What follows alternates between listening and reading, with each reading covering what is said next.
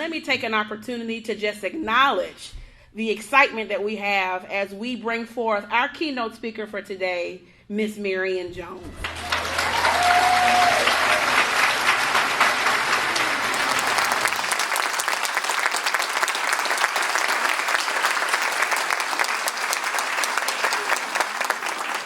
Good afternoon. Good afternoon. Well, it is a real joy and honor. Thank you all for hanging around to listen to me this afternoon. It's especially nice to be able to satisfy my passion of sharing my journey and my story close to home. So for that, I'm extremely appreciative. I live right down the street in Pflugerville. So it's nice when I can just drive 20 minutes down the road to share. But before I go any further, I really want to take a moment to thank a number of people who, without them, none of this would be possible. And of course, I'd like to thank Mr. Michael Lofton, the founder of the African American Youth Harvest Foundation, Miss Kia Wallace. She's probably running around here doing some work. Thank you for inviting me here today, but mostly for the great vision and work that they have and are continuing to do in bringing awareness to ensure that low-resource families have access to those resources. And they have access to the resources needed to build strong, sustainable families, and particularly the African American youth and other at-risk populations. I also want to say that it is an honor to have been on the same stage with Ms. Fitzgerald and Dr. Dixon and Michaela, who I am a super huge fan of now. She brought me some. I told her that every table in here should have had her lemonade on it, right? So for years to come, please, we'll make that happen. And as most of you probably know already, once Mr. Lofton sets his mind to doing something, he's going to make it happen. And by whatever means he has available. And we had the opportunity to meet a few months back at a conference that I spoke at in San Antonio. He's the one that's going to make those calls and try to get the support so that it gets done. So we appreciate what you're doing, Mr. Lofton, as well as everyone also on the board of directors. So over the past few years, I've had the privilege of speaking at a number of functions across the country, even internationally, symposiums, colleges, high schools, church organizations. And I've really grown in my appreciation really of what it takes to put on events such as this. There's a lot of work that goes behind the scenes to make it possible, from creating themes to securing sponsors to choosing the right locations to getting people to volunteer and be organized and so much more. I know that a lot of attention goes to the people who stand behind the podium that are brought in to participate, but I also want to thank those of you, from sponsors to the volunteers who have partnered with the African American Youth Harvest Foundation, but specifically with this third annual Changing the Story Luncheon to make the event possible. And really to those who are committed to making sure that the message about empowering our youth and their families through prevention, intervention, and support goes forth, and we're able to really make a difference in the lives of those impacted the most. I'd also like to thank those of you who are attending and supporting this great effort. Your presence and your continued support are greatly valued. The truth in all of this is that in addition to all the positive resources out there for our young people, positive resources and ideas often compete with the seemingly ever-present many negative ideas which come in easily consumed forms, such as through certain types of television, music, movies, and one can easily forget how influential those ideas can become in the lives of our young people who are listening and watching such programming every single day. Often understandings and therefore choices about relationships and many other important life matters are being framed by people and companies whose primary objective is really just to entertain, or for you all to become a consumer.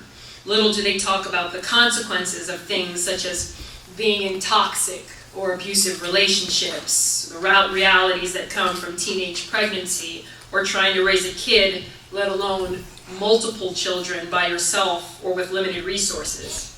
In many ways, life for our young people today is unfortunately like my favorite childhood game, Frogger, because there's a lot of fast oncoming traffic which they have to skillfully maneuver through to get to the other side, and the consequences of certain decisions in their life can forever change the outcome of their lives in ways that they never ever imagined. And I'm sure that many of you here today have personally experienced or seen firsthand how certain decisions at key times in life can really impact lives, both for good or bad. Many of you all here today are on the front lines, seeking to educate, equip, encourage the disadvantaged youth of our community who are facing tough situations, trying to make better choices. Well, having made some poor choices in my own life that have affected me deeply and the lives of many others who cared for me, loved, supported, and believed in me, I'm very much aware of the deep impact that choices can have on one's life. It's a big reason why I do what I do now, trying to discourage others from going down similar paths in their lives by passionately encouraging them to begin to really write their own story and therefore their own ending. I also know what it's like for some people to only look at your mistakes and your poor choices and to turn the other way, but thankfully I also know about God's grace. Yeah. And the importance of people such as you here today, and the foundations such as the African American Youth Harvest Foundation, who understand that everyone's path is not just straightforward and clear, sometimes by circumstances, sometimes like me, by poor choices, but who are committed to helping others make better choices in their life's journey. So I'd like to take a moment to share a bit about my own personal journey and how I hope that something that I say will be useful and perhaps an encouragement to each of you here today.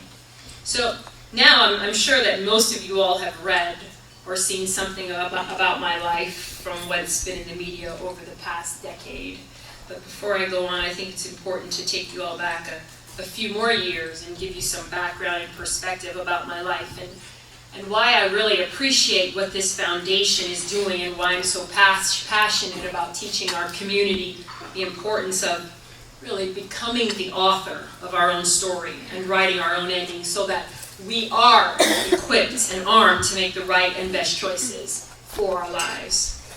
And although I've seen that introductory video that you all saw a moment ago many times over the past 5 or 6 years, it's never really easy to look at. It's certainly not something that I watch in my free time or when friends come on over to my house. Because those 4 or so minutes of video span about 20 years of my life and stir up a lot of memories and emotions in me, some good and some deeply sorrowful, but all of them very, very real. The video is like a chronological collage of clips about my life up until a few years ago, but as we all know, our lives are really not just a few short clips spliced together with fancy cinematography and dramatic music. It's not a two-dimensional moving image projected on a screen. Life is so much more real than that. And so for the next couple of minutes, I'll like to fill you in on some more of my life story so that the video really didn't capture. Well, I was born and raised in Los Angeles, California. And when I was 3, my parents were divorced, and for a while my mom raised my brother and I as a single parent. A few years later, my mother married a wonderful man, and we thought we had the perfect family. And even though I was not his biological daughter, my stepfather treated me like I was his little girl.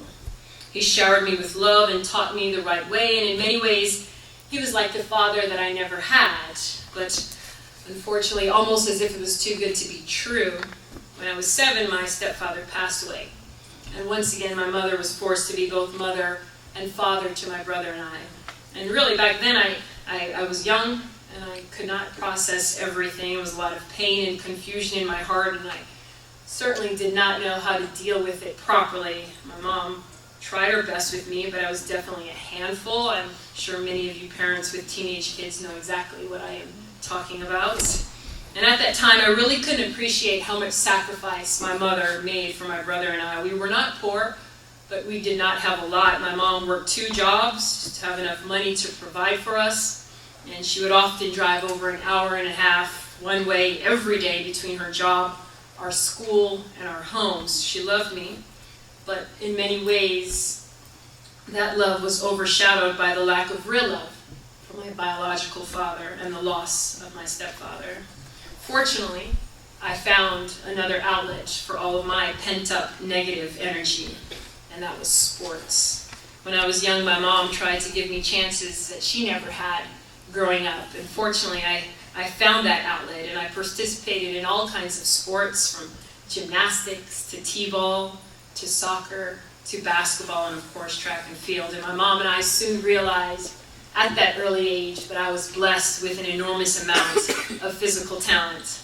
So much that during my high school years, my mom's sacrifices, driving me to sports clinics on the weekends, and even moving into a better neighborhood so that I can be academically challenged, finally began to pay off.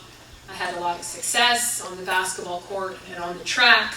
I became a McDonald's All-American in basketball and the U.S. High School Track Athlete of the Year. And in fact, by the time I was 16 years old, I had made my first Olympic team. But to everyone's surprise, I gave up my spot on that Olympic team, and I traveled across the country to take up a basketball scholarship at the University of North Carolina. During my freshman year, I co-captained the schools to our first and only NCAA Division I basketball championship. Woohoo, Tar Heel. I also became an All-American in track and field as well, and on the outside, everything in my world seemed to be going great, but on the inside I was carrying around a lot of pent-up and emotional baggage from my past, stuff that really my achievements could not remove. And as I grew up and tried to understand and put certain things into perspective, I really couldn't get past certain things in my life. I like to say perhaps it would have been different if I never knew that my biological father even existed, but I did, and it hurt even more. Of course, this is me now talking to you as an adult, but when you're 19, 20 years old, that pain sometimes is really too hard to comprehend and to deal with. Once again, I tried to turn all of this stuff that was going on inside of me towards excelling in sports, and that I did. Unfortunately, my last few years of college became frustrating. I suffered a series of injuries for a period of time, and I was unable to do the things that athletically that made me feel so good about myself. It affected me deeply, and I started to lose focus, and my self-esteem began to slip. I began to lose my belief in myself, the things that I can do right for me. However, as my physical health returned, so did my athletic skills and athletic confidence, and by the time I graduated from the University of North Carolina in 1997, I decided to give up my last year of athletic eligibility and focus on my childhood dream of becoming the fastest woman in the world and becoming an Olympian. I was ready to conquer the world, but oddly enough, as confident as I was in my abilities to do well in sports, I was just as unsure about myself in other areas of my life. Personally and emotionally, I was extremely vulnerable and willing to trust anyone who was willing to kind of prop me up, make me feel good. So between my college graduation in 1997 and 2005, I became involved in two very high-profile relationships, and at that time, I simply ignored a lot of red flags about these guys because I thought that I needed something. I thought that they could provide for me. I wanted someone strong who would take care of me. And I'm certainly not blaming others for my poor choices, but I wanted to point out some things that can happen in life, really no matter who you are. After college, success came to me very quickly, no pun intended. But even after all of the fame and the money, the magazine covers, the endorsements, the accolades, the awards, my inner struggles didn't just disappear. They were still there. I was publicly projecting a confident and strong image, but my issues were still very actively undermining me within. I tried to keep running away from the truth of the pain that I never really understood, and in some ways was either too afraid to look at. And I like to say it's funny, well, sad funny, how we can know that something is not right with us, but we're either too proud or too ashamed, lazy, or stubborn to get help. But we can only run for so long before our past choices or lifestyle catches up with us. So by 2007, my life was very different. I had married a wonderful man, and for the first time since I left college, I had true friends who cared about me as a person. I had at that time 2 beautiful young boys. I have 3 now, actually. I have a 12-year-old son, an 8-year-old son, and a 6-year-old going on 26. But at that time, even as all of these new and positive things were forming, the baggage of my issues and the series of my past poor choices had finally caught up with me. And I was no longer the media darling, and the federal government was pursuing me for lying to them. And as you saw in the video, I pled guilty to those charges in October 2007, and I was sentenced to 6 months incarceration. The slow but very public downward spiral of my life from being the top female athlete in the world to a convicted felon was an indescribably painful and embarrassing one. But thankfully, I discovered that God had been with me all along through it all. And although I made the choices that ultimately caused me to lose so much, He was still there with me. And in March of 2008, I began serving time at a federal prison camp called Carswell, located right outside of Dallas-Fort Worth. And it wasn't like those hardcore lockup shows on NBC, but it was certainly far from the country club setting. And even though my time at Carswell was relatively short compared to many of the other inmates, the 49 days that I spent in solitary confinement was probably one of the most profound and life-changing times in my life. Being locked up by yourself in a 12 by 12 room for 23 hours a day, and sometimes for 24 hours a day, rattled me to the core. Not seeing my husband and not being able to talk with my boys on their birthdays almost broke me. It was beyond hard.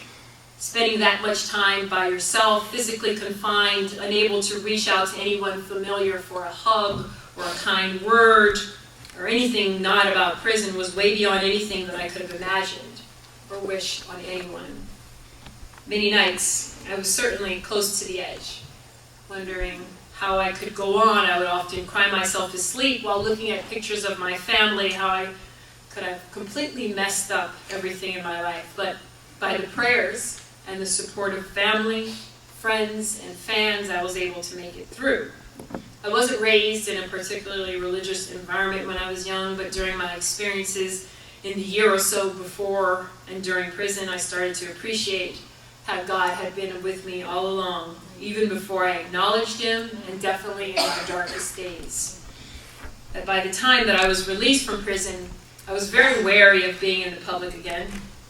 Sure, I did all the mandatory media interviews, but I really didn't want to put myself out there again. I wanted to really disappear and be anonymous. I wanted to be a wife and a mother, but God wasn't done with me.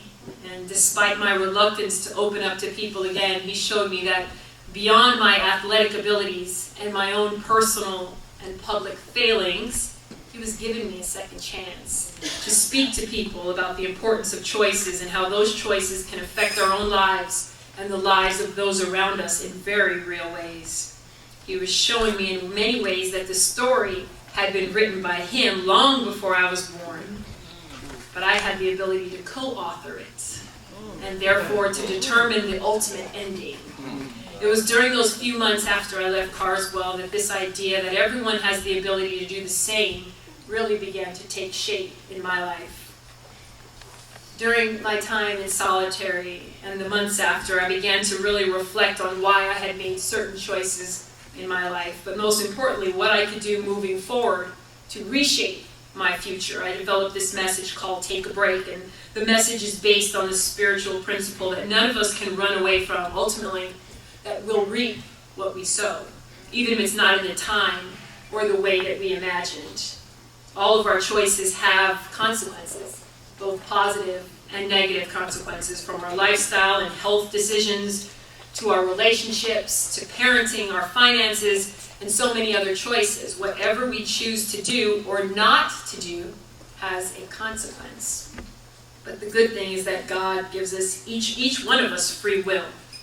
And if we take a break to really think about what we're doing or about to do, or where we're headed, or what type of people or drama or circumstances we allow into our lives, we can make better choices, which will empower us to become better prepared, smarter, or healthier. It could also help us to advance closer to our individual purpose and potential instead of getting trapped by situations or people that pull us away from being all that we can be. And while take a break may seem so plainly obvious, I've been amazed at how many people like me have foolishly ignored red flags all around them, or failed to get the proper advice, or simply resolved to make the right choices in various situations, and in the end pay a higher price than they had ever imagined. But it brings me to the part of my story and message that I like sharing the most, this whole idea of finding purpose and hope and redemption. But it all starts with taking responsibility not only for your past mistakes or your past failures, but perhaps most importantly for your future, our story, to move forward by faith in God and faith in yourself, especially after you've failed yourself or others. As I often tell people, and I often need to remind myself, because I've learned that one of the hardest things to do is to accept God's forgiveness enough to forgive yourself. The thing which most defines you is what you do after you fall. I found out that we all fall and we all fail at some point in our lives. So even though everyone is not going to take that hard public fall like I did, the truth is that we all struggle, or we will struggle with something that trips us, or with some mountain that we'll either have to overcome or it will overcome us. So I've been given a second chance, and thankfully the final chapter in my life is not done, and it has not been written. And I realize now that I'm the author of that.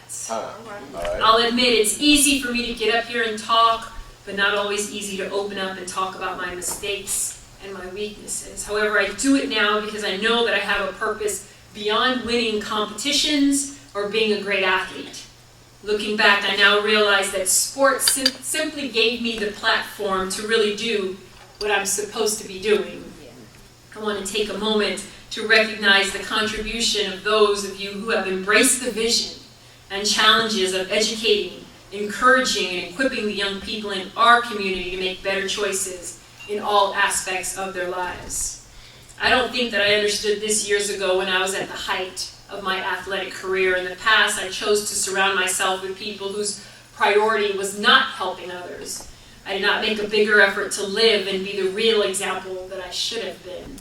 And that's really what's been on my heart to share with you all today. I'm a witness to the fact that regardless of what you've lost or how you've lost it, you can take your life back and become the author of your own story and write your own ending.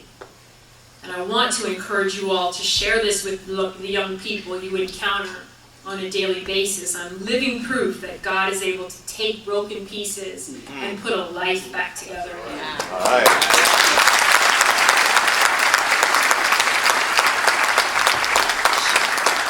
Share with our youth that they can make it through their storms, and they can make it through their darkest days, that they can get past bad relationships and poor choices. Share with them that there's hope, there's redemption, and that there's second chances, that dead dreams can be resurrected, and that lost souls can be found. It might not happen overnight, and they might have to fight against the odds, against the naysayers, and sometimes even fight against themselves. But it can happen. It will happen if they move forward with faith and they don't let their past define their future. And the only way that it's going to change is when we all become involved. I know that it's a tough economy and we're all really feeling the pinch, but your financial contributions and support towards foundations such as the African American Youth Harvest Foundation can have a real impact on the lives of those in this community. It could literally help save lives, which is something that can't be said very often. So I'm encouraging you all to really dig deep so that the foundation will have the financial resources to bring about its vision to educate and to support those in need. In closing, I want to once again thank the organizers for allowing me to participate in this year's third annual Changing the Story Luncheon. Thank you to the sponsors, to the contributors for supporting this important work. Your continued support is vital in impacting lives. Thank you for allowing me to share some time with you this afternoon.